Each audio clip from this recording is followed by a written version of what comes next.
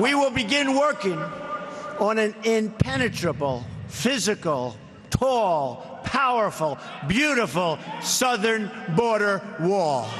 And Mexico will pay for the wall. They don't know it yet, but they're going to pay for the wall.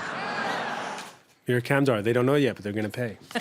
They don't know yet, but they're going to pay. But the problem is, of course, the guy, if Trump is elected, everybody will pay. Nobody's going to pay for a wall. There's no way that can be constructed.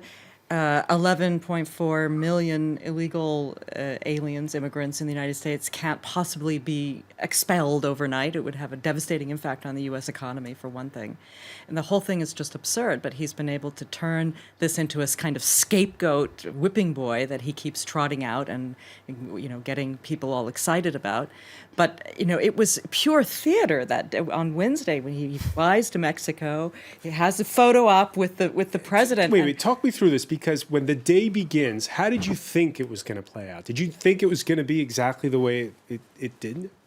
I thought maybe that President Peña would maybe be a little firmer in public vis-a-vis Trump, given the way that Mexico's been insulted by him, but he wasn't. Later he said, "Oh well, in private, you know, I was firm that Mexico was not going to pay for anything, and that we don't accept his programs."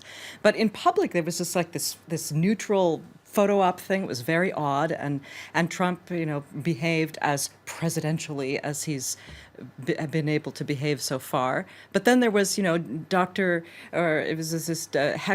and Hyde thing where, you know, he on the plane somewhere maybe over the border, he transformed back into the Donald Trump we know and repeated all the things that he's said before. What does it say about the president of Mexico?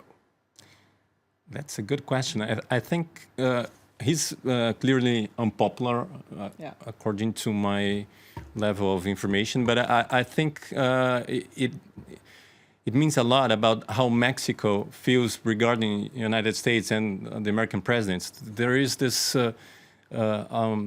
asymmetrical relationship that is not fair regarding the Mexican people. I think it's pretty embarrassing for the president, actually.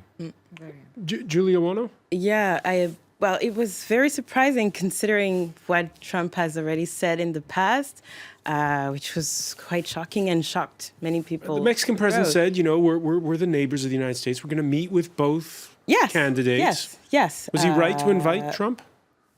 I mean, he's a neighbor of the United States. He has he will have to work with either of whoever is elected. But what's interesting is this, as you were saying, this sort of schizophrenia from Trump. In the morning, you're more, you know, you're a politician, and in the evening, you're a va-t-en-guerre, like they say in French.